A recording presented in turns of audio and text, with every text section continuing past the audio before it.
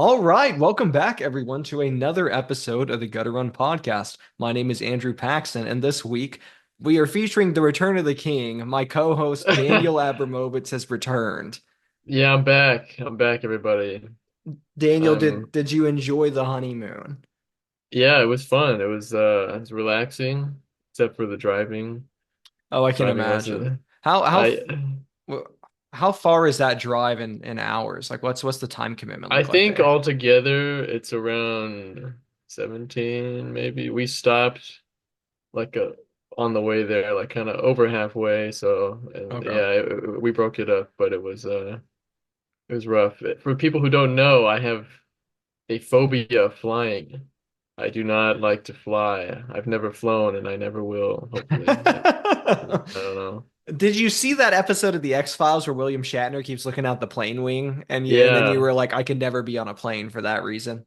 Yeah, that and 9/11 I think was pretty bad too, Oh, you but know what? Yeah, that that that did definitely cast a shadow over our early childhood. So I can see why yeah. that would be a fear of yours. Excellent. Yeah. Well, welcome back, Daniel. We are happy to have you back. Thank you. Noah Noah, filled the in. episode last week, Noah, that was great. I had a Banger, great time banger of an listening to that episode. one. I I, Yes, I really enjoyed excellent. that. And then also it turns out there is another Friday the 13th in December. So we Yeah, will be not too far. seeing slash hearing from Noah again relatively Yes. soon. So you don't have to Hmm. worry about that, folks.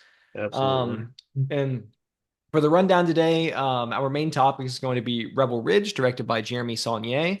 For news roundup, we'll also be talking about Venom: The Last Dance trailer, the Salem's Lot trailer. I might throw in a few notes about the Mickey 17 trailer because that finally dropped. And then we have some early reviews for The Penguin, except by the time that we're Hmm. filming this, we've now already seen the first episode of The Penguin. Hmm. So we should be able to just talk about it right then.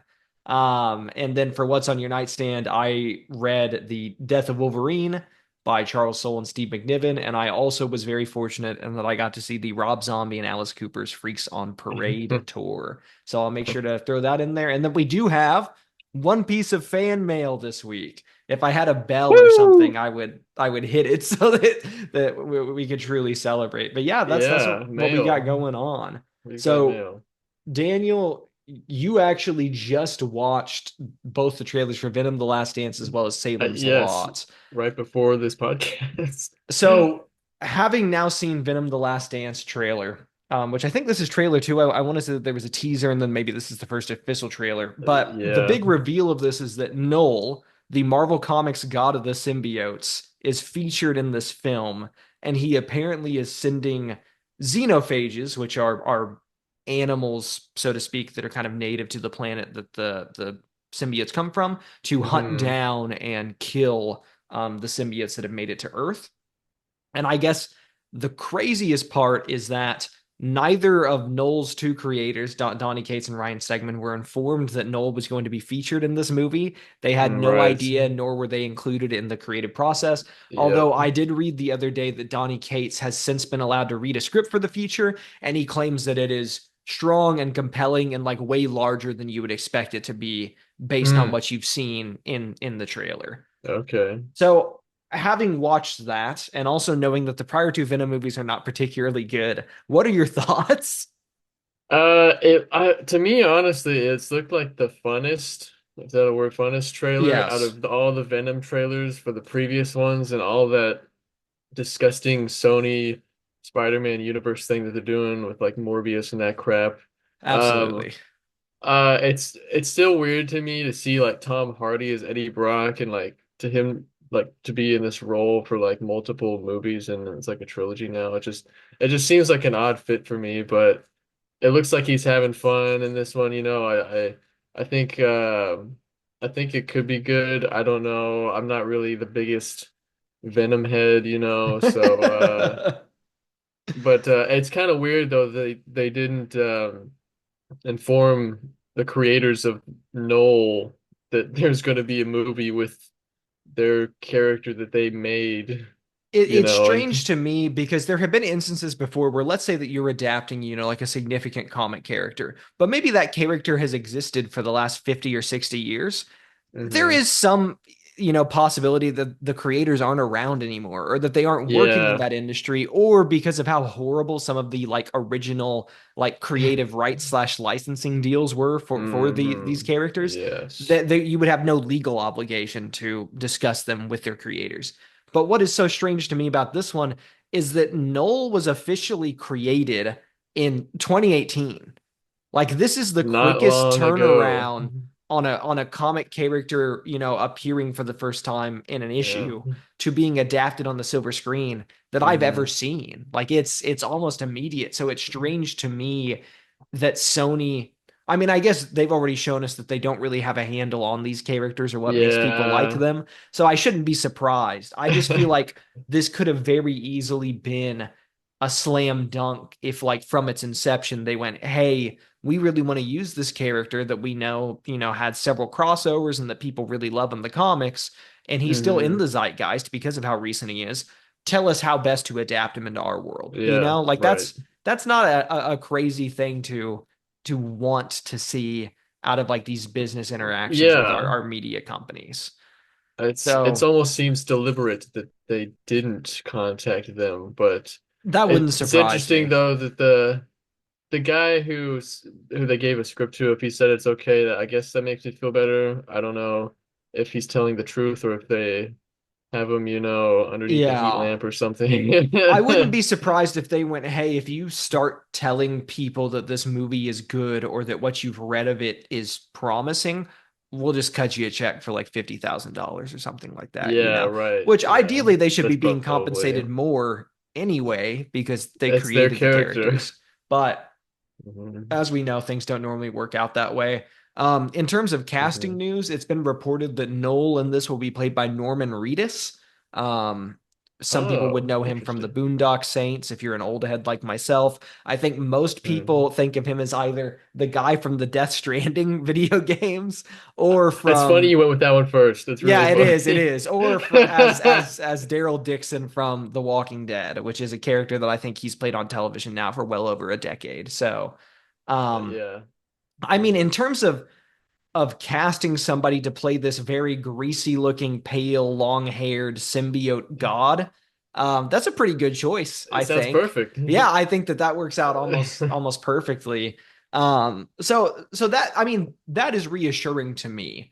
Um, Mm. Again, am I sold on this shared Sony universe? Do I like these interpretations of the characters? No, I do not. I do not, unfortunately. Yeah. Yeah. Um, but I think I'll probably end up seeing this one. This is enough kind of like intrigue that's been added based on these developments that it makes me interested. I will say, Hmm. um, I don't know. I think that this movie is also supposed to have Toxin in it, which like when I was a kid was my favorite symbiote just based off of his design.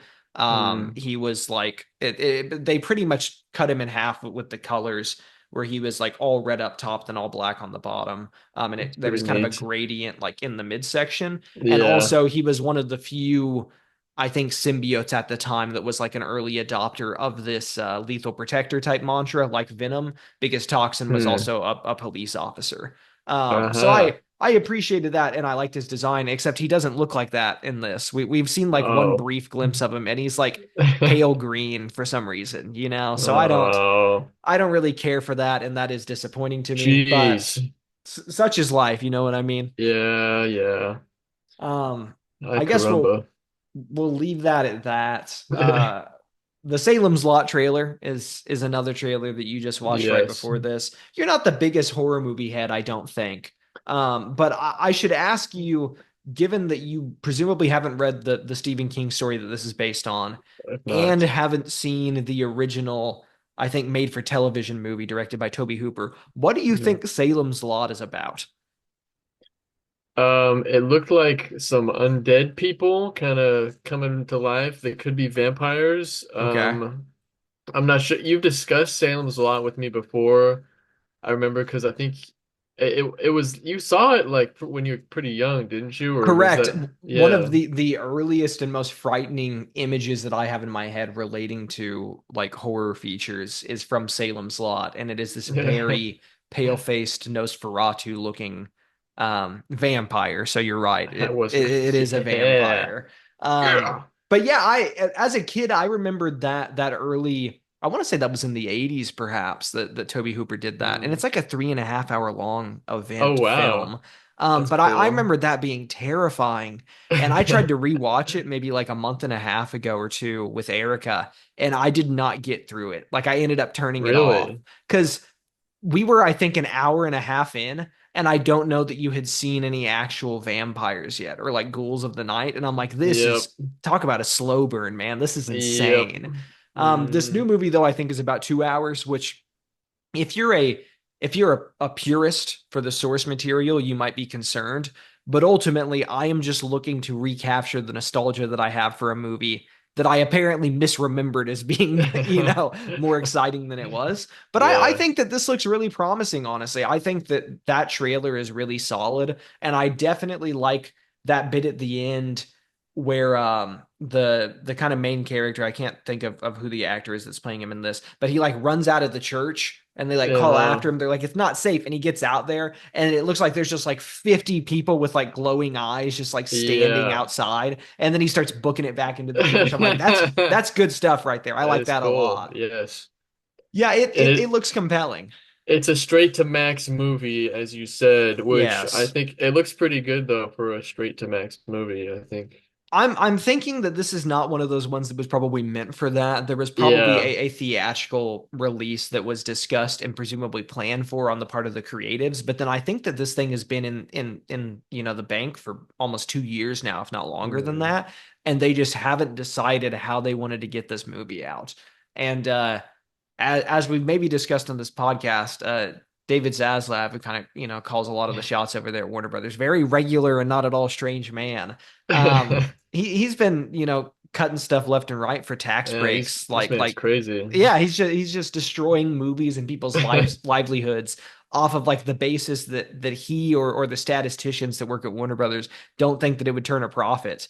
So Yeah. I don't know, man. If the choice is axe the movie forever or put it out on Max, put it out on Max, Yeah, please. just do, Like yeah, why not? let people see the thing that these folks worked on for a number of years. Yeah, exactly. So What a that's kind guy. of all I've got to say about that. I forgot to mention Mickey 17 to you. Do you know anything about this? No. Okay, so Is it the mouse? no, God, I wish it Oh, was the mouse. Well, if it okay. were the mouse, it would make for a very interesting take on that. Mickey 17 is an adaptation of a science fiction novel called Mickey 7. And the gist of it is that in the future, you can effectively sign up to be like a disposable lab rat Oh, for.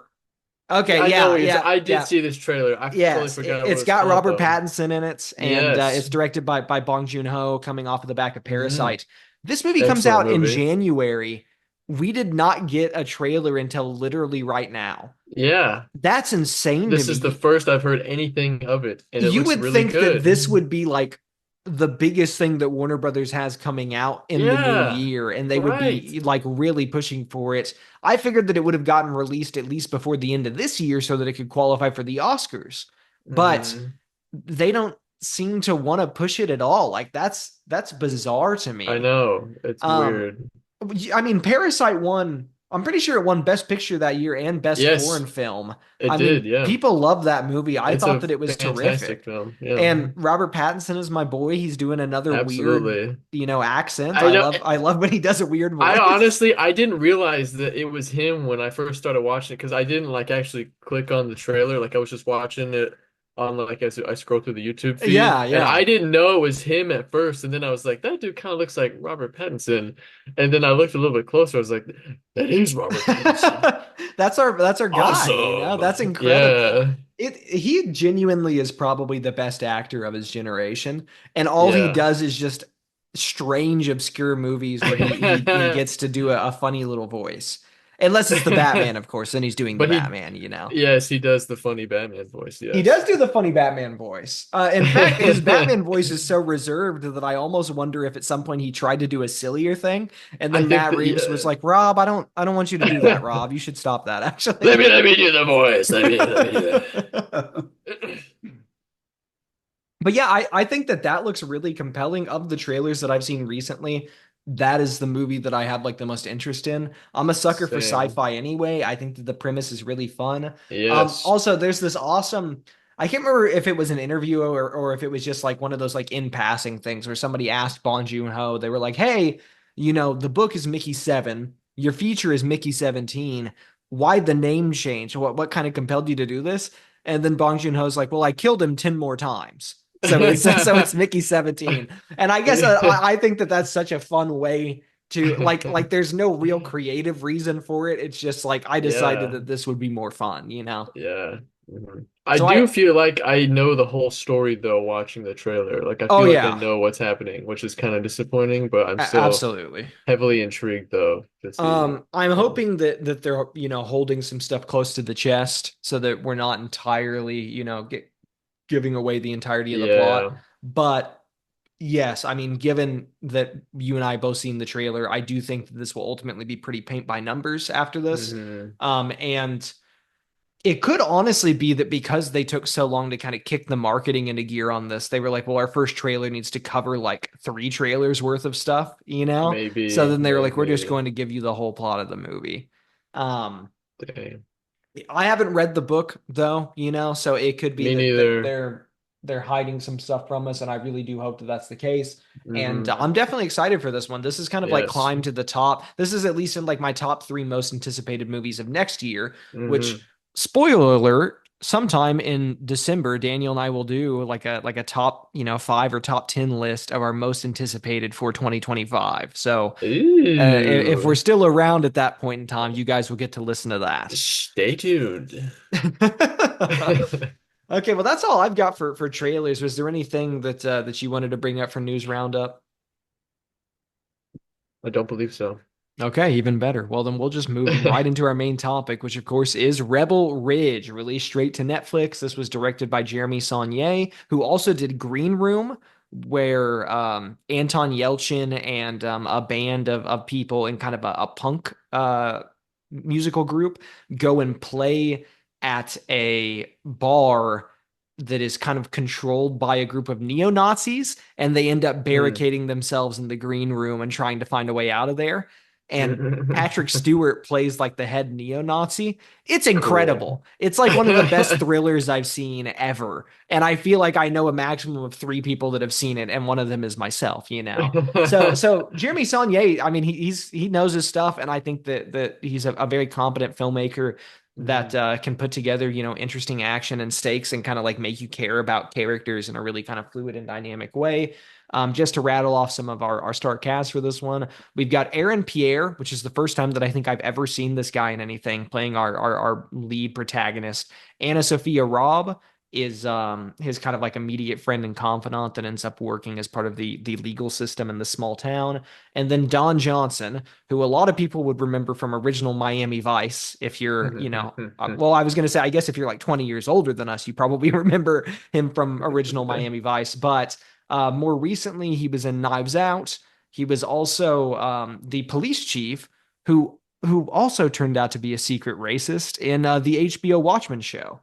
Hmm. So you may recognize him from that. And he was in Django, He and I was in think Django. He was the plantation owner that wore like the white suit, right? yeah, so he's Yes, kind of okay. got this typecast down, you know. It's very interesting. It seems like people look at him and then they go, "You look like you would be a racist. Let's have you come in and play some Yeah. less than admirable characters for us." That's so funny. Okay, well, we both watched this movie. I think I Mhm. watched it last weekend, so it's been a bit for me, but you presumably watched it more recently than Yeah, that. I watched it last night actually. Okay, what are your thoughts Yeah. on Rebel Ridge?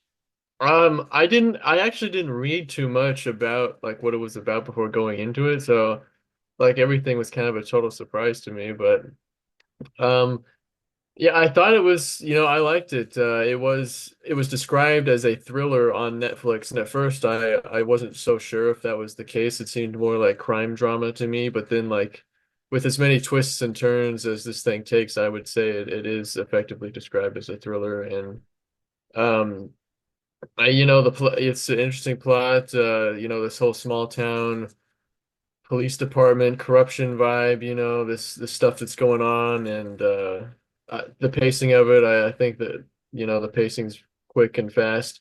I will say it's not that this is not like a dig at it at all, but I'm not just be how do I say this? a cl there's a lot of like cleverness in this movie. I feel like where the writing and like the direction of the plot seems like clever, and not that it's a bad thing, but it doesn't necessarily make a movie like a good movie, you know? Like it's like, oh, Yes, this is like a right. well thought out Right. plan. Yeah, like Yeah. So it's one of those things where rather than going for like the strict entertainment and kind of like the kinetic energy that you might get from watching a film, they go, well, we have planned this out very astutely and we are yeah. presenting it to you in that way. Hmm. Therefore, we are, like cleverly masterminding this. But that doesn't Yeah, necessarily translate to like a better experience for the right. audience. Yeah. That's a good point, Daniel. I hadn't really considered that. I I think I feel like I just wish there was more emotion. Obviously, there is a lot of emotion in this movie. I'm not going to get into like some of the spoiler points for it yet, Yeah. but to me, it seemed most of the emotion in this movie,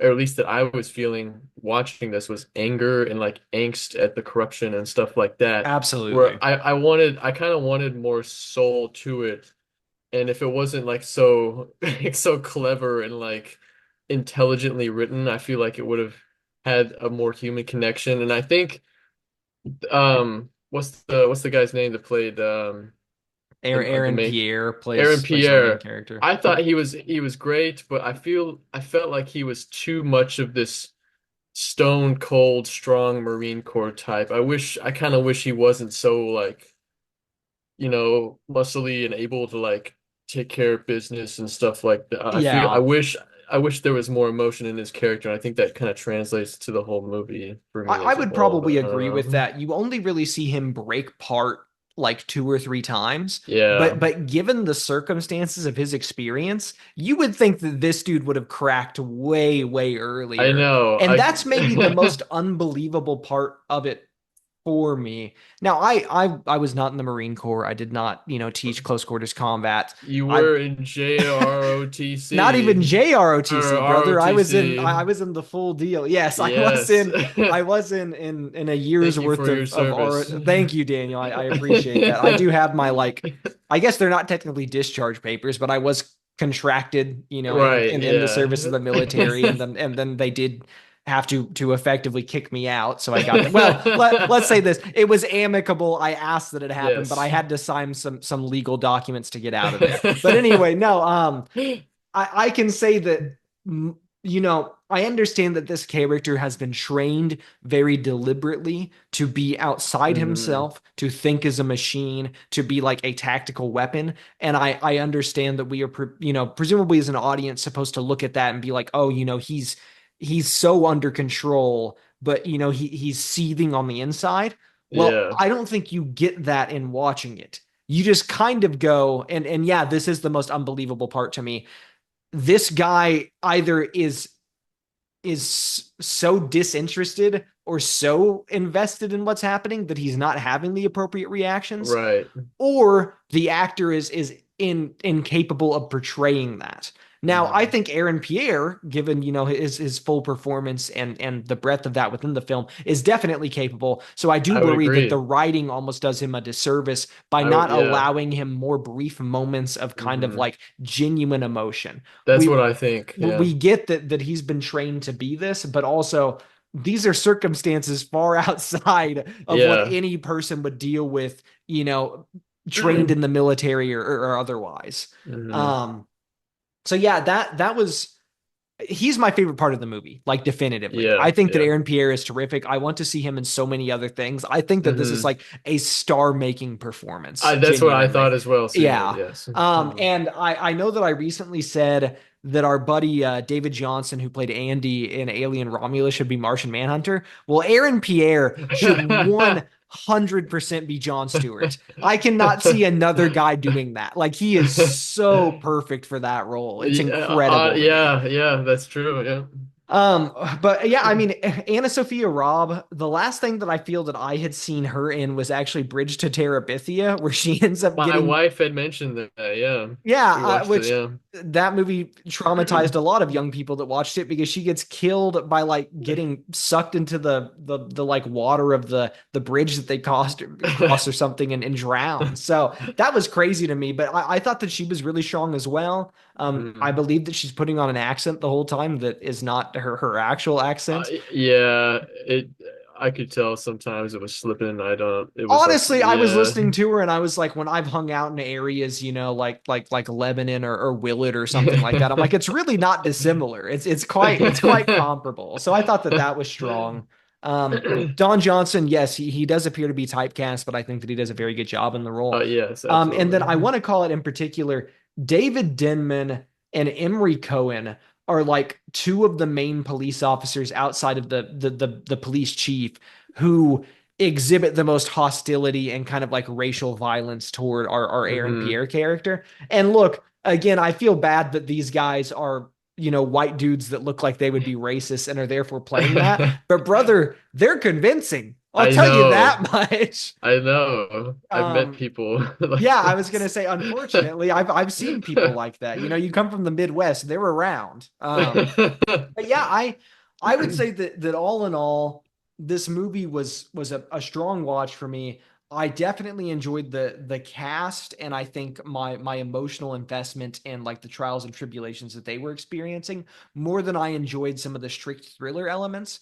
But Mhm. like you mentioned, this does end up being a conspiracy thriller. Like Yeah. there is information to uncover in this. Parts of it reminded me a little bit of Serpico, actually, which Is mentioned in the movie, yeah, so yeah. exactly. So I feel like that was probably deliberate on the part of the filmmakers. Yeah. But I guess before we get into spoilers, I'm gonna put this at a worth paying money for. I didn't have to pay for a ticket, obviously, but I do own and pay for Netflix. And this is Yeah. one of those movies where when it comes out, like I'm happy that I am a Netflix subscriber so that I get the opportunity to watch it. Mhm. For me, I hadn't heard about it actually until you told me about it. Um, I don't know if I would necessarily have gone out of my way to see it. I think this one would probably be like on someone else's dime for me, Gotcha. maybe. I Okay. don't Yeah. know. But not to say that it isn't good, because it is good. It honestly kind of surprised me how good it was, but um I think it was a straight to Netflix and not a theatrical release. And I like it doesn't like that's not like a brand to put on like a movie, but I think it kind of shows itself a little bit Yeah, sometimes. that But that's not a knock on it by any means, yeah, but like would I have enjoyed this in a theater? Yes. Would I probably have paid money for a ticket? Yes. But also my girlfriend sat and watched it with me and kind of halfway paid attention and became bored like midway through. yeah. And I asked her, what was your opinion? And then she was like, well, the action scenes were very exciting when they happened. Hmm. But otherwise, I found myself disinterested. So, like in her case, I think that she would agree with you. She was happy to watch it on my dime because I'm the one that pays for the Netflix.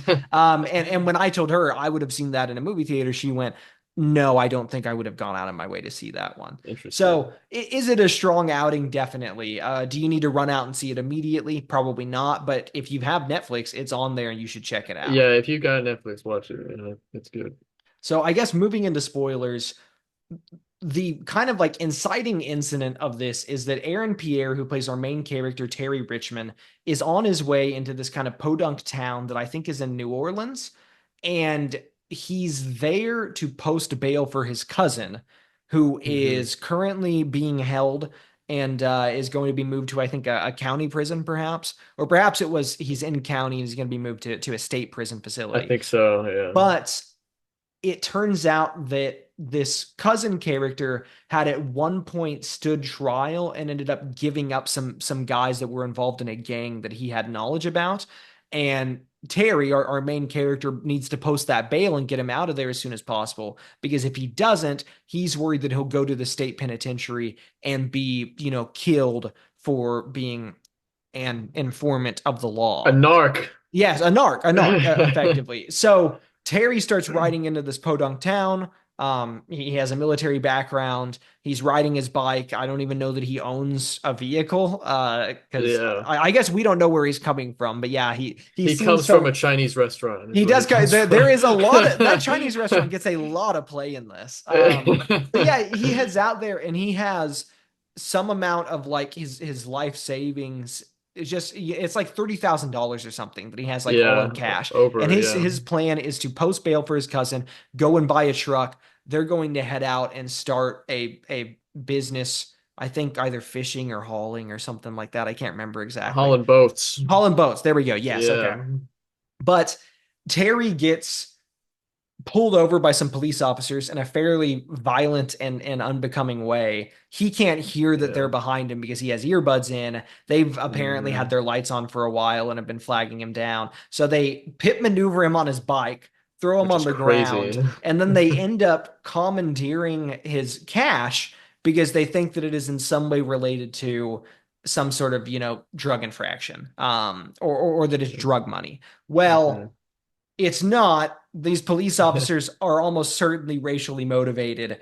And Hmm. it turns out that part of the business operations of this police precinct that has had issues with race related cases in the past is that they commandeer and hold this money for an amount of time that ultimately gets it effectively like relinquished to them, and then they can use that to contribute to the local economy to ensure that like they're not getting shut down because they Right. nearly were X number of years ago based on Hmm. a prior civil rights lawsuit that they had.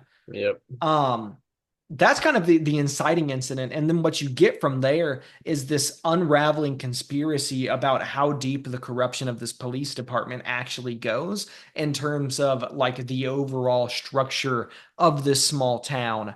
Hmm. And you also get 3 to 4 incredible action sequences sprinkled Yeah. throughout that definitely keep your interest in there. Yes. Yes.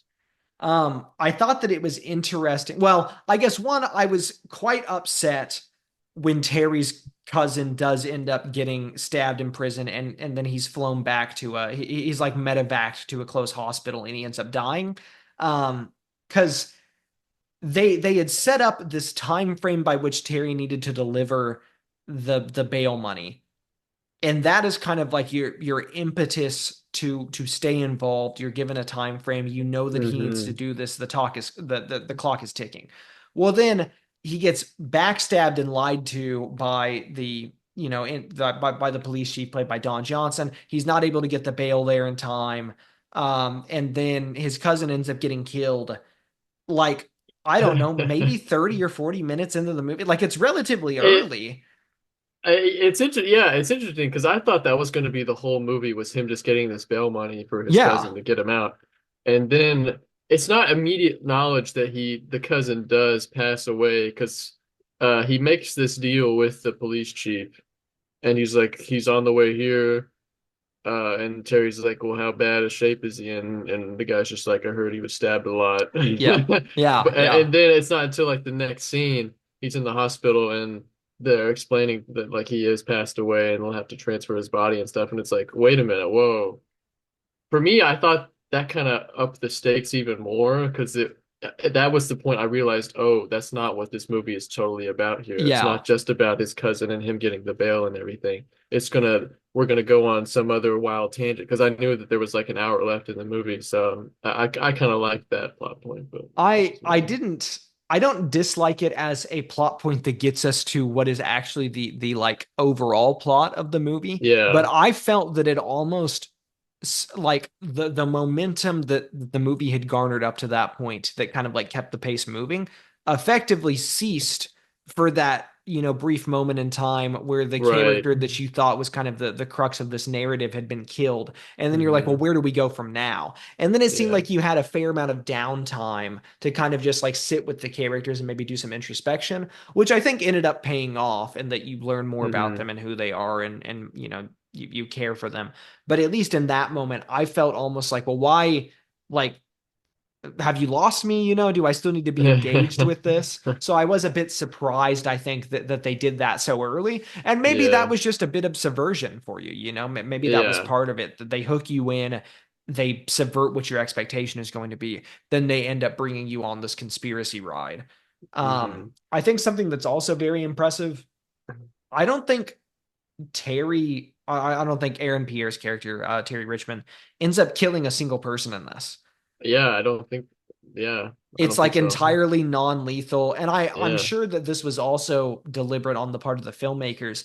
but I think that it's fun that you can have some really exciting and involved action sequences Hmm. where a strong, intelligent African American male is effectively going at it with a bunch of like racist police officers, but then rather than it being like, oh, I'm just going to execute all of these, because ultimately audience members don't like racists.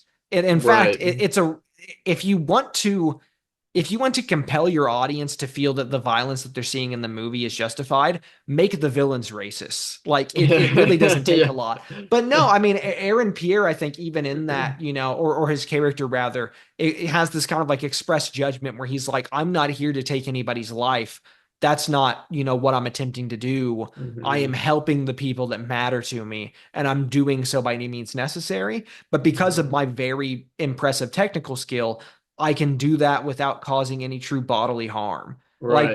Like there's a point where he shoots Don Johnson's character with a shotgun, and for a second you might be like, did he just I blow know. that man Yeah, in I was like, half? he just murked that dude. But no, it was like it was a beanbag shot, Yeah, for yeah. the sake of like de-escalating. And I'm like, that's so, and honestly, I found that even more funny because then Don Johnson goes to get back up a little after that, He and he shoots just him puts again. another one in him, man. Um, that was really compelling to me. And then I guess something that I thought was the most interesting is that at the end of the movie, Aaron Pierre, so Don Johnson's, Chief Sandy, whatever his name is, shoots one of the earlier police officers, like the one that had initially pit maneuvered Aaron Pierre's character in Mhm, the leg, and he's bleeding badly. Like it looks like it definitely hit like an artery. And mhm. Aaron Pierre, gets him in the car. He has Anna Sophia Robb's character in a police cruiser. They're trying to get to a hospital, one for the injured police officer that Don Johnson's character had shot, but also because they have a DVR in the back of this police rig where they would have caught on tape when Don Johnson's character had shot this other police officer in the Yeah, leg. So they will right. hopefully be able to use that as evidence to kind of like put him away. Well, they go on this chase. They're going down the road. One of their tires has been shot out, and it looks like the whole police precinct is catching up with them. And you're like, oh no, like things are going bad. Hmm. This is it for them. This is going to be one of those movies that has a bad ending where actually Yep. everything goes over poorly. But then this Jessica character, who is the one that they had been referring to as Serpico, she's kind of like I guess, double agent within the police precinct. She gets up close to the vehicle that Aaron Pierre and company are in for the purpose of like pit maneuvering it, and she's given the go ahead by Don Johnson's police chief, but then she overshoots and ends up pit maneuvering Don Johnson. And I'm like, oh, okay, she finally stood up for herself. She did the right thing. She's been this kind of like double agent this whole time. I'm happy to see her follow through. But no, it ended up being that all of the other police officers afterwards then decide that they are going to escort Aaron Pierre and company to the hospital. So it's Right. like in Hmm. that moment you kind of realize, oh wait, a lot of these people aren't as bad as we were thinking that they were. They were just under the rule of a very powerful and uncompromising Yeah. authoritarian in the Right. police chief, and they feared for themselves and they probably feared for their livelihood, so they probably did a lot of things that they didn't approve of. And Hmm. I thought that that was compelling, and I guess I appreciate seeing that even within institutions that are corrupt, there may be ran by people that should not have the type of authority that they do. There are folks within that are working from the inside out to try and improve things. Yeah. So like that's exciting for me, and I think that that's ultimately kind of an uplifting message by the end of the film. Yeah, I really appreciate it. I wasn't expecting that at all. Because I had thought in the movie, maybe I don't, this also could be fault of the writing too, but because I was under the impression that Terry thought that Serpico was Jessica, Yeah. but then she he gives her the loaded gun, Yep. towards the end of it, and then she uses it to like take him in essentially. But then David Denman's character like steps up and is like, "Hey, wait a minute!" And I thought that the reveal there was that he was actually Serpico, and that Jessica's final moment of pit maneuver was her like finally being like, okay, whatever. I should like stop trying to like win brownie points with this police department. I should like actually like take charge and make a decision for myself here. That's But a I guess it good doesn't really point. matter. Yeah, but no, I guess I hadn't even considered that in my watch of the film. But either way, I goes to your point of saying that like this movie, I felt like for most of the movie, it was trying to paint like all police officers in like the South are kind of like these racist buttholes that, Yeah. but it really kind of turned it around here at the end where it's like a lot of these guys are kind of following orders. And throughout the movie too, like there's occasions where like Terry will like beat a guy up or subdue him and the police officer's like, hey man, I'm married, I got kids, these are like real people with lives and stuff, and Yeah. it's they're just kind of working for this guy who is like way in over his head and is just like evil and stuff. And Yeah, they finally just absolutely. found the gumption to stand up to him and yeah, I thought that was a great final twist. I knew there had to be something. I just didn't Yeah. realize it was going to be that. So It good. gives a lot of greater dimension to characters that in a lesser film wouldn't have that. Right. Which I think goes a long way. And also, per my very quick Google search, yeah, there's like 5 articles explaining that actually David Dinman's character is Serpico, which also Okay. explains why once they got in the car, Aaron Pierre like looks over at him and kind of like whispers Serpico to himself. Well, I don't know. I was making a smoothie at that point in time, so I You're guess that I making a missed smooth. that part. So my bad. I No, that's okay. apologize. No, that's okay. That's fine. But no, I mean that makes a lot more sense, and I think that that makes that kind of final moment even more, Yeah. uplifting and kind of like recontextualizes a lot of the earlier film. It's kind So of interesting that if he is Serpico who is helping the blonde lady out, yeah, so Summer that he McBride. was like the initial plot point that started the whole I movie was and gonna say freaking pit maneuvered the he was the guy one and that stole the pit money. maneuvered and knocked a black man off of his bicycle like onto the pavement. Interesting. Yeah. I guess perhaps that was ringing in my head, and I was like, "There's no way that guy's Serpico. He Yeah. wouldn't I do that." Yeah. No. Okay. don't Well, that makes sense though, and Interesting. I do Yeah. appreciate that. Um, I guess I should also say I don't know if you watched Peacemaker season 1 I on did Max. not. Okay. Really fun show. Like I liked it a lot. It It was one looked of the good. better Yeah. television I shows I probably watched should that year. watch. David Dinman is in season 2, and Oh I'm yeah. thinking that he's playing like John Roy from The Cena's Office. Oh. brother's character. No, well, he did do that. He did do that. Okay, Now I'm thinking that he's playing. This isn't going to make any sense to you. In in that's uh fine. in Peacemaker, John Cena had a brother that his dad made him like fight against as a child to toughen him up, effectively Hmm. like having like cockfights almost, where like he and his drunk buddies would Yeah. bet on like which of the kids is going to win. And John Cena's character accidentally kills his older brother like as a child, and it like Mm. irreparably damages and kind of like changes the course of his life after that. Yeah. Well, Peacemaker season 2 looks like it exists in an alternate reality because it's Hmm. now part of the DCU. Right. So the word on the street is that the Flash movie actually like canonically changed the universe that Peacemaker exists in, and Cool. that he's going to be one of the kind of like Psycho Pirate in DC Comics. Peacemaker is going to be like the character that remembers the old universe going forward. Cool. And Cool. it appears that David Dinman is now playing Peacemaker's older brother, but where he lived and was never killed. Okay. So Yeah, very interesting. that could be cool. Yeah, I think that'd that's be super cool. I have no idea how they're going to explain that to a general audience, man. Like I get that. It's okay. Who in the world knows who Psycho Pirate is? Like that's an That insane guy, this grab. Andrew Paxton, this guy. This guy. I was wait, oh, I was about to do a Macho Man. I don't even think I can Dude, right now yeah. though. Oh, dang, I love your Macho Man. Oh yeah, this man he knows about the Psycho Pirate. Ah. That Oh, was incredible. great. Thank you. I That was appreciate that. awesome. Yeah, I'm a big fan. Okay. Well, yeah, so that's kind of all, the points that I have on Rebel Ridge. Is there anything else that you wanted to throw in there?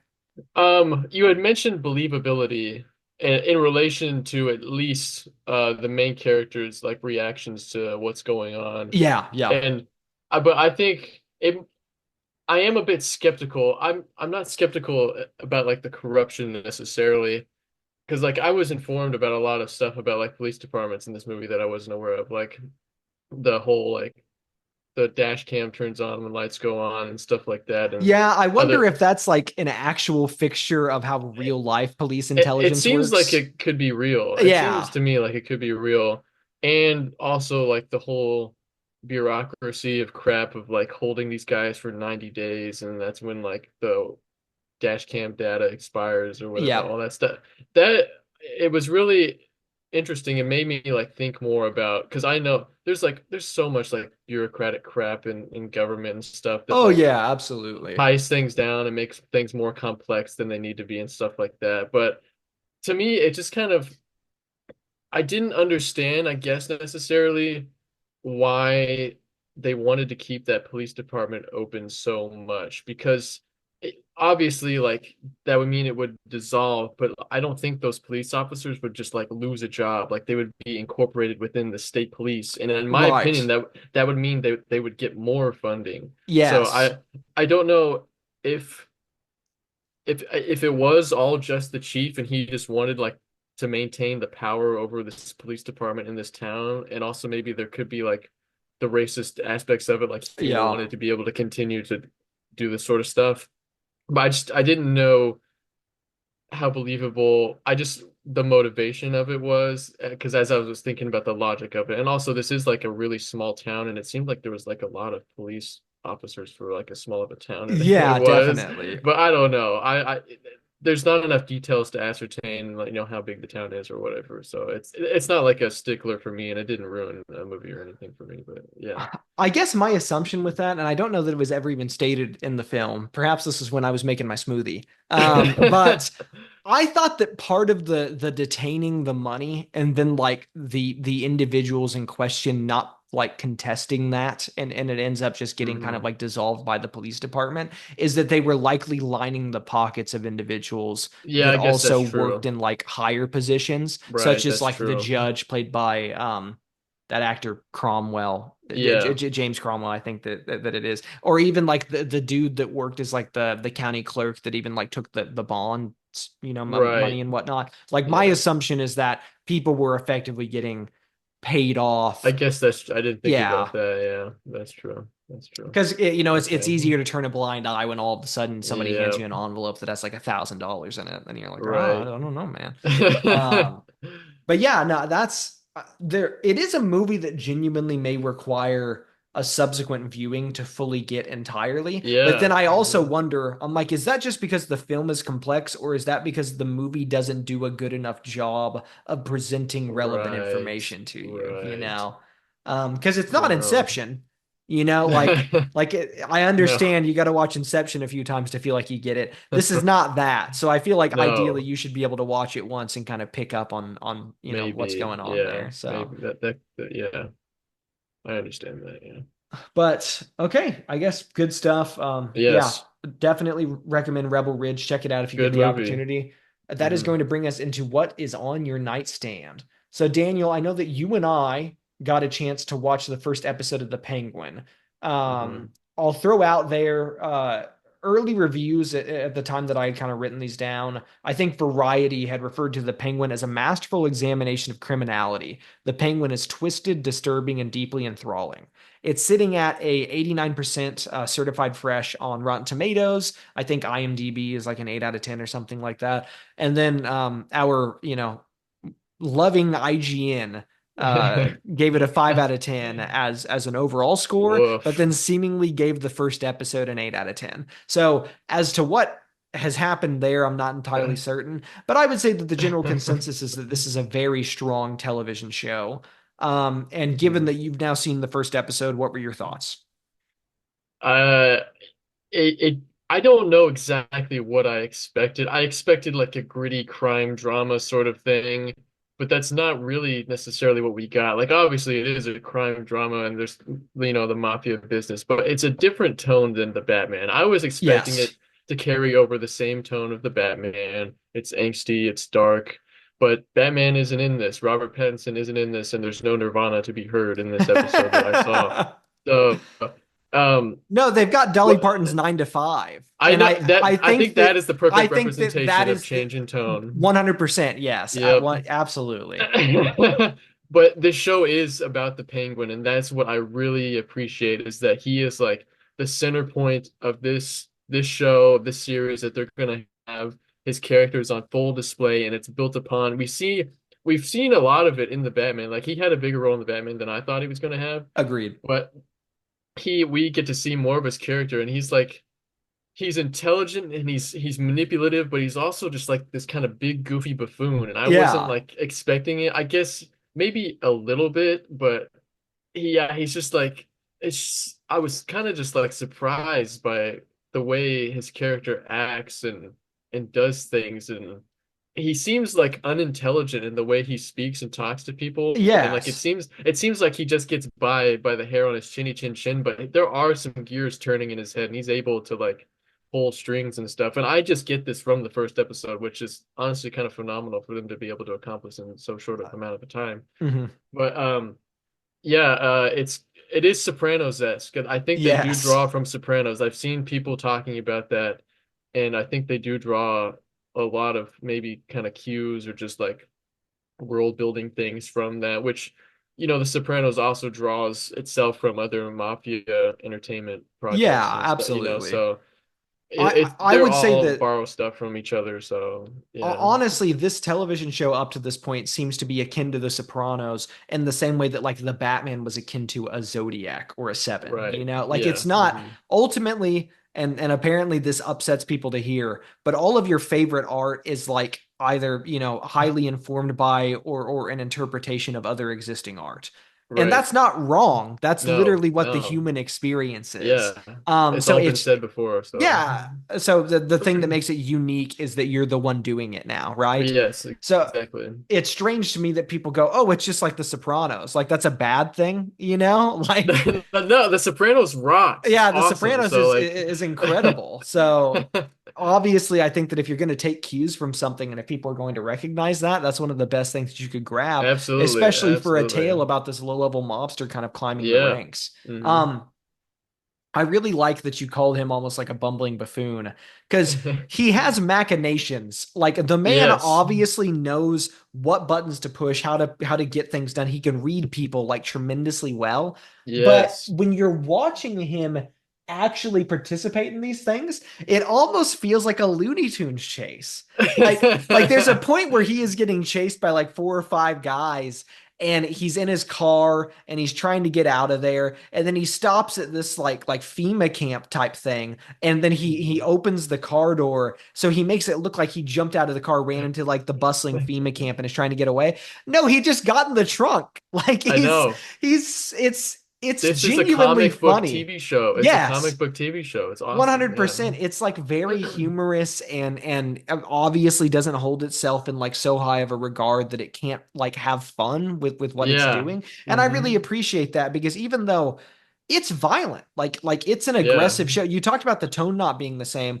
It's strange because it oscillates very rapidly from like tremendously violent, like, excruciating torture Yeah. to something as fun as just like two guys going and getting a slush buddy and then sitting on a corner and drinking it together and talking about how like it's best when you make a suicide with it where you Yeah. combine all the different It's flavors. yeah.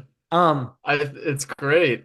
I think it's that's also some Sopranos influence because like The Sopranos yes, is like that too, where it's yeah, like some dude's getting freaking murdered in a back alley, but then like Tony's eating ham out of the fridge, and yeah, the next scene absolutely. is The yeah. juxtaposition I think of that is what makes it compelling to Yeah. watch because you don't know what you're going to get next. And I really appreciate that.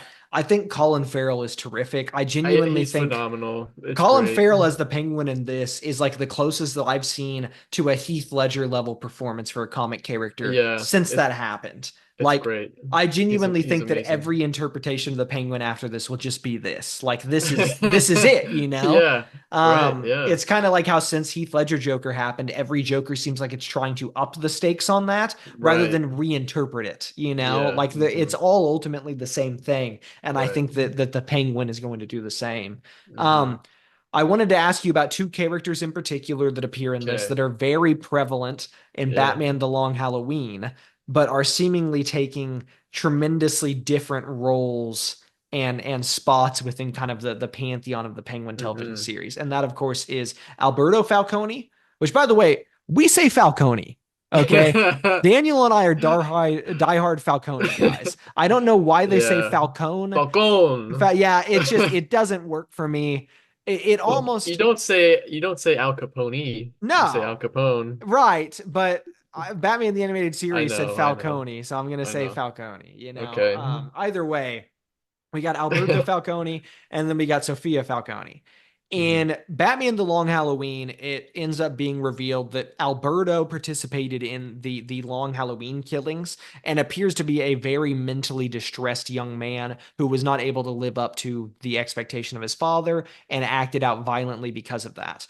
But part of that book is also that Harvey Dent and his wife Gilda may have taken up the Long Halloween killings at some point as well. So it's never like definitively stated. We also have Sophia Falcone, the daughter of Alberto Falcone. Um, she in The Long Halloween is a larger than life kind of street tough. She's one of the few people that looks like she could actually take over the Falcone Empire. She is intelligent and capable. Um, Hmm. so it, I guess it seems like they flipped those roles in this, or at least they've given one of the attributes of one of those characters to the other. And what I mean Yeah. is that they made Alberto Falcone kind of a druggy, um, you know, incapable, effectively douchebag, for lack of a better Right. word. Yeah. And in this case, it looks like Alberto is almost immediately dispatched in a very violent Yes. way by the Penguin, which I thought was Hmm. terrific and was Yeah. shocking to me as a comic reader because I wasn't expecting that. I figured that he would be Same. more involved. But then Yeah. Sophia has had a stint in Arkham Asylum and has no qualms with murdering people in Oh cold yeah, blood. no. She No, no. apparently has done so in the past as well, as is alluded to. So even though she's not this giant, larger than life street tough, like this physically imposing force, Kristen Milotti plays that character. She is incredible. Like she's Yeah. magnetic, and I feel Yeah. so frightened when we're I in her know. presence. And She's she like crazy shoots a scary. 17-year-old in the head. Yeah. She like It's like it's executes a nothing. child. Yeah, it's insane to me. So I don't know. What do you think about those reinterpretations of those characters? I I was kind of afraid when Alberto got on the scene because I felt like it was just going to be like the Penguin's going to have to like do this guy's bidding for a little bit until like he takes over and stuff. But then like immediately he shoots him Yeah, and takes him out of the picture, which which kind of surprised me. It was surprising in the moment. I wasn't expecting for that to happen. But yeah, you're right.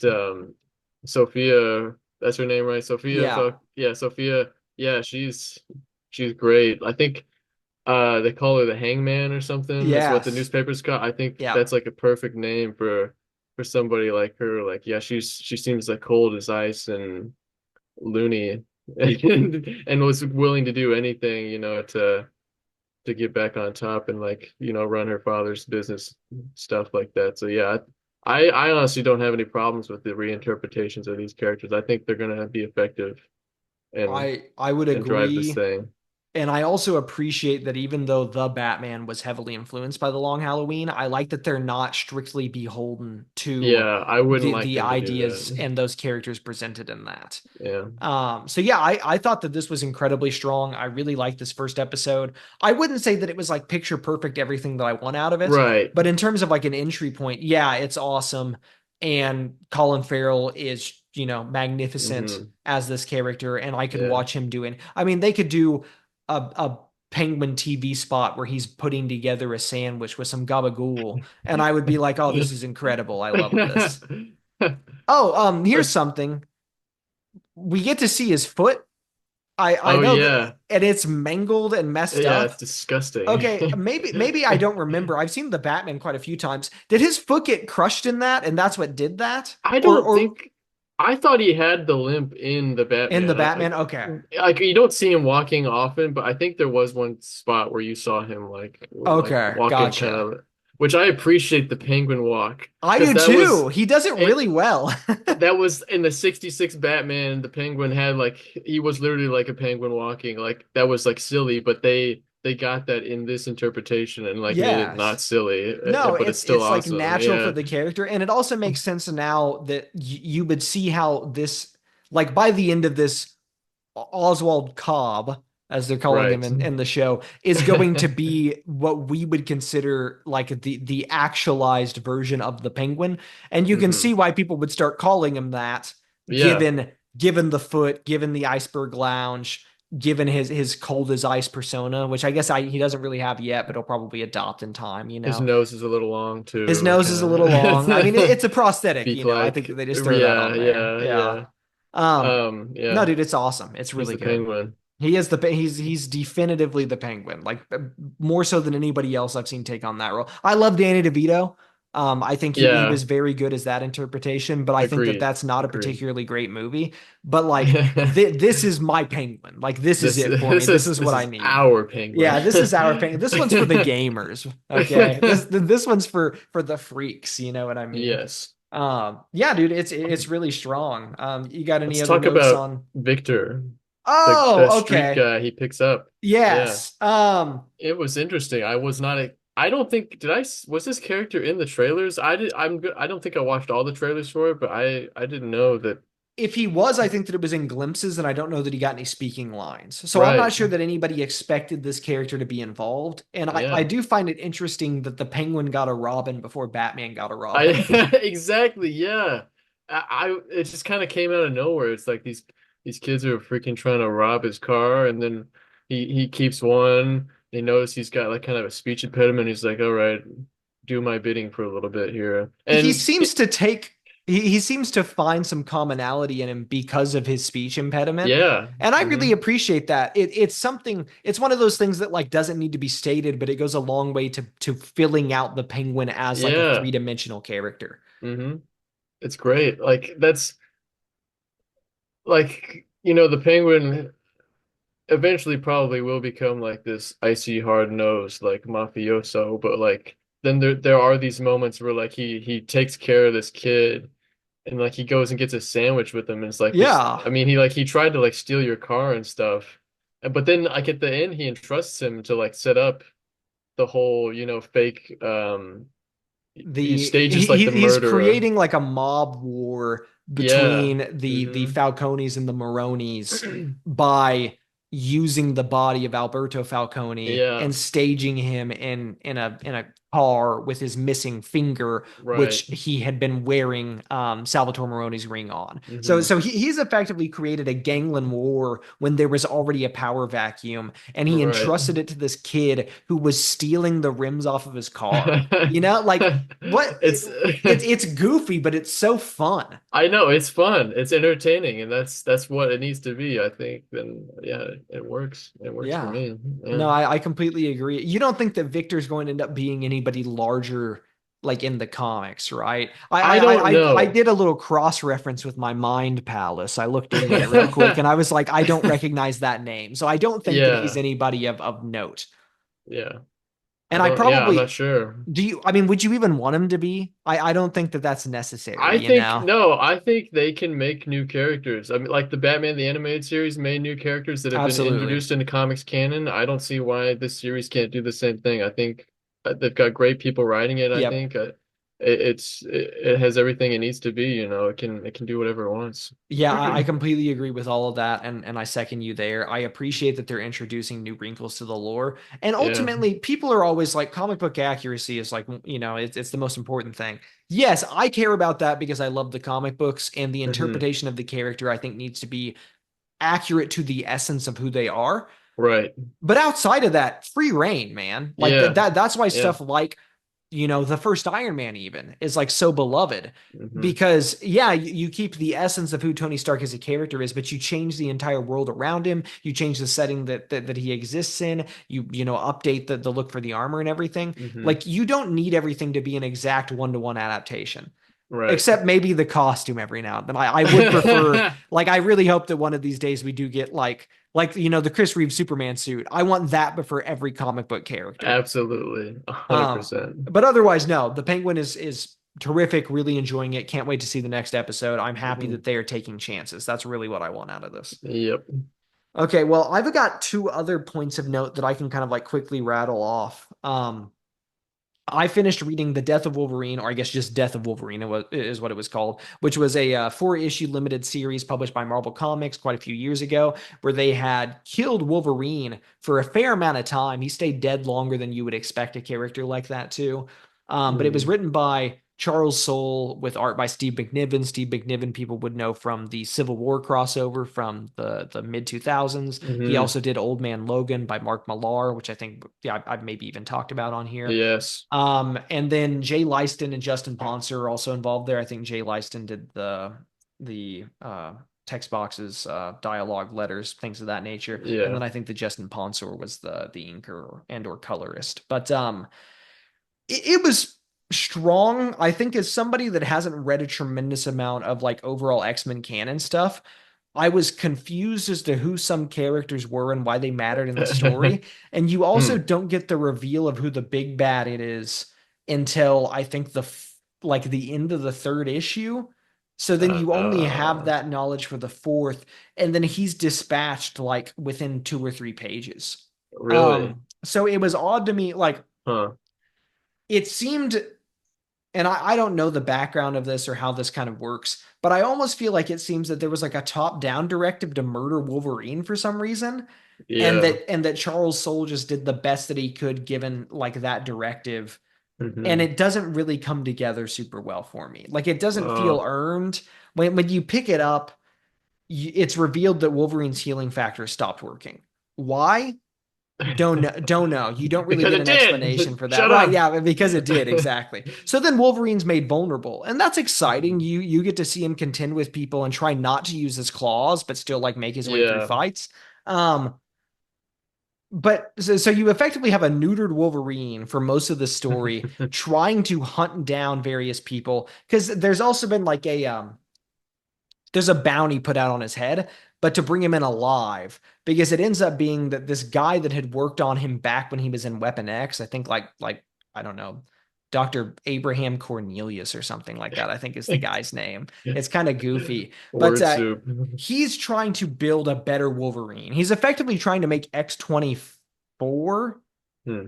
or X-25. Which remember in Logan when there was like X-23 who was Laura Kinney, the little girl, but Yeah. then Yeah. but then they had created a cloned version of Wolverine that lacked any Right. conscience or anything, and that was like the ultimate killing machine. This doctor is effectively trying to do that with 3 or 4 people, and he needs Wolverine around to extract and like sequence his healing factor to give it to his subjects. But it turns out Hmm. Wolverine's healing factor isn't working anyway. So then Wolverine just destroys the lab that he's doing those experiments in, kills the guy, and then he's encased in liquid adamantium, and that's how they Hmm. killed him, right? Okay. Because I guess the idea is just that he wouldn't be able to get out and he Well, I would guess suffocate so. in there. Yeah. Yeah. So that's it. Like that's all that they were able to do Interesting. for him. So it just seemed like a really kind of like haphazardly thrown together, Yeah. not particularly exciting story to kill one of comic books' most prolific characters. Interesting.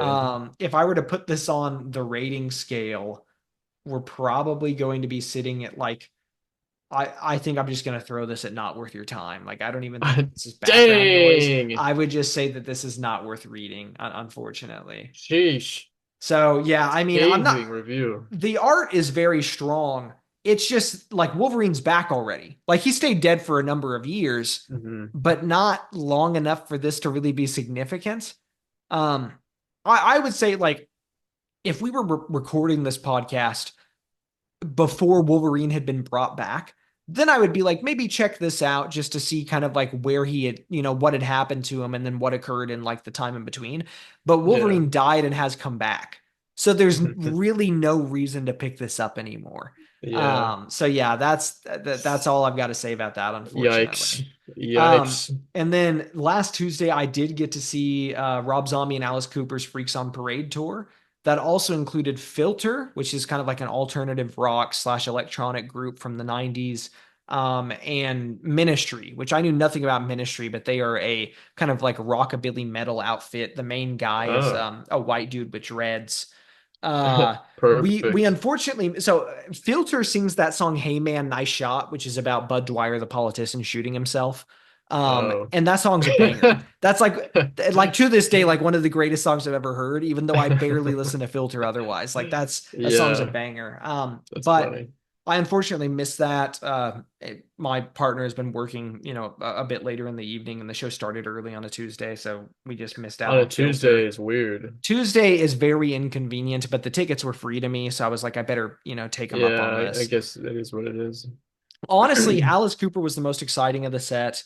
The dude is, 76 years old or whatnot. Like he's Yeah, he's really getting up getting up there. there, but he still is, exciting and flamboyant and definitely Good. enjoys his time.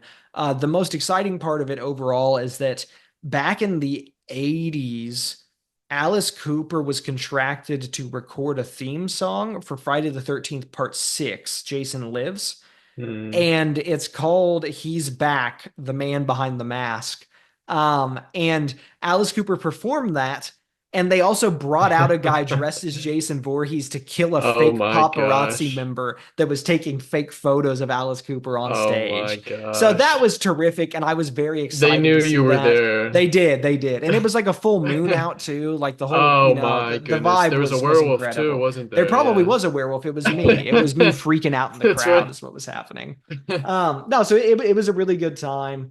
I thought that Good. Rob Zombie's set was also quite fun, and we stayed all the way through because he closed out with Dragula, and of Of course you've got course to he hear did. that. Hmm. But we were tired by that point in time. I don't think that Rob Zombie got on stage until maybe 10 p.m. on a Oh Tuesday wow. night. Dude, I'm That's in bed at rough. like 9, like it's tough for me to stay up. But no, it was very strong. I guess the only other part that I think is worth maybe talking about, I knew nothing about Ministry. Like I think that I've covered my bases with most like metal, thrash metal type stuff. Had no Hmm. idea what Ministry was, what they were about. So the first two songs that they played, one was called Big Dick Energy. One was Oh. called Goddamned White Trash. And Oh. I was watching the visuals that they were putting up for the songs, and I was confused. I was like, something's not connecting. Like, I'm experiencing cognitive dissonance between what you've titled these and then what you're showing me. So then I went, let me just pull the lyrics up. It turns out that Ministry is a highly anti authoritarian, very progressive, very pro women's rights, and like anti arrogant white trash group. Like Interesting. their song Goddamned White Trash was about young idle men with nothing to do in their life being raised by communities of like toxic men who are racist, who don't understand empathy, and who don't treat women well. And how that like when they're left to their own devices they act out violently. And I was like, that's crazy that you're getting that amount of kind of like subtext from Yeah. this group, because Wow. it looked like they were all dressed for like a Mardi Gras. So I kind of think that maybe part of their gimmick is that they present themselves as people that fit in with the stereotype of what you would expect like rockabilly white trash to be, Right. but Yeah, then they yeah. perform music that is spreading messages like against that. Yeah. So I don't know. That was really Very interesting interesting. to me, and I was super surprised. Very interesting. But that's I'll really have all to that look I've got into to say that. about that. I thought that that was worth bringing up. Do you have anything else you want to talk about? I'll be looking up these fellas, I guess, and seeing the information you've presented me has piqued my intrigue. It's So, well, very bizarre, and I will say that did you like like it though? Like, what was your opinion I of the think music that itself? I enjoyed the stuff that Ministry played. I did feel that it got a bit samey after an amount of time, and also I Okay. wouldn't say like they're not the lyrics of the music is not written compositionally in a way that you would associate with like poetry. Like I know that I just explained that these are the things that they're discussing, but they're doing it in like like 5 to 6 word phrases that are chanted over and over again. Like Okay. it's not like these drawn out ballads that just are performed to metal music that like very eloquently state these things. Yeah. They're Like just like saying the it straight up, aren't Exactly. they? Yeah. Like the chorus to Goddamn White Trash is just like goddamn white trash. And they say it like 6 times, like in a row or whatnot. I don't So know whether or not to respect them for that. I I don't think that I respect the hustle and I respect the ideas. Did I know. like the Yeah. music? Not necessarily, Okay. but that doesn't mean that it's not, it could not be for me and be for other people. Yeah, I will right, say I really dug Alice Cooper and I really liked Rob Zombie, even though I was quite tired by the end of it. right. I guess I don't. Did you get up to or like watch or see anything while you were on your honeymoon that is worth discussing? No, we kind of didn't really go out and do it. We just like chilled, which is what we both really wanted. We just Yeah. wanted to like relax. So no, we didn't. I kind of caught some of the first Avengers. It was on the TV while we Oh were yeah, there, and yeah. I hadn't watched that in years, and it's just so crazy to see like how far the MCU has drifted away back from like their main material. Like Absolutely. I forgot like how comic booky, like I mean they weren't even like incredibly comic booky, but like they just took themselves more seriously. It was like kind of cheesy in some things just because like they are like a decade old now, but like Yeah. they I they lost their way, I think. I didn't realize how far they had lost their I way. would But agree with that. It's very unfortunate. I do think that there is kind of like a respect that those earlier movies are yeah, giving the source material that just doesn't really exist anymore. And yeah. that's frustrating to me because even though it seems like visually they've gotten closer and closer to what you want to see, to Hmm. what you want to see when translating art from a comic page, the writing seems to make everything a joke, like Yeah. but not just like in interactions between characters. Like it's one of those things where they're like, if we defer out to the audience about we like us knowing that this is silly, then it doesn't matter that it's silly anymore. How about you just present it as what it is? Like Yeah. I don't want a Superman movie where Superman is constantly making fun of how earnest he is. Like that's ridiculous. He's supposed to be earnest. So Yeah. yeah, that frustrates me. I will say of that first Avengers movie though, I went back and watched that not too long ago. Um, Probably the best Hulk stuff we've gotten in the Hmm. whole MCU. Yeah. Yeah. But that movie looks like it was filmed like it looks like a sitcom. Yeah, I know. Yeah, it Yeah, does. like I it noticed it that. looks cheap almost in I that way. noticed It's that. kind of strange to me. Hmm. Well, Yeah, I guess that's kind of all that I've got to really discuss then. guess so. Assuming you've got nothing else to throw out there, we'll go ahead No, and call this one good. I think that's it. Okie dokie. Well, thanks everybody so much for tuning Wait, into another episode. Oh, you got stuff? the mail, did we get mail? Oh, thank you so much, Daniel. I really Can't believe you're about to appreciate end it that. without the mail. I know that would have Our very first much piece. upset our first individual to send us mail. Okay, so mail call, everybody. Ding ding ding ding ding ding ding. I made a little inbox for it, but yeah. So we have fan mail today, and this comes from which, by the way, the subject literally says fan mail question. I didn't just throw that out there just because. But this comes from Hector, and Hector has three different questions. The first of which is, how do we get to be special guests? I would say to answer that, since I'm the one that has done the organizing of the special guests Yeah, this is the up head to this honcho point, yes. here. Um, Special guests are individuals that I know personally that one are not embarrassed to sit in a room and talk with me for an hour or two, and two that I feel have unique knowledge bases to discuss something that I want to talk about. So like when Mm, I had Noah on for the Friday the 13th episode, I thought that one worked out so well because Noah is not inherently interested in horror movies. He doesn't kind of have the prolific knowledge for it that I do, but mhm. he had also never seen the original Friday the 13th. So it's interesting for me to bring in somebody without that kind of base level knowledge Yeah, because there's also kind of a fresh twist in that perspective. first film. Yep, And I like to know what his kind of unique insight is to that yep, because I'm a biased source at this point in time. I've loved that series since I was like yeah. 9 You're or way 10 into years it. old. Yeah. Exactly. So yeah, so to answer your question, how do we get to be special guests? I guess be a good friend of mine and have unique knowledge for something that I'm going to discuss. Or if you're famous, we'll let some famous people Yeah, on, if wouldn't we? somehow like if Chapel Roan from Willard, Missouri decided that she wanted to be on a completely unheard of podcast that two dudes in the Midwest put on, I would love to Yeah. have her. So yeah, if for some reason you guys know some famous people that are interested, yeah, we'll take that too. That would also work really well.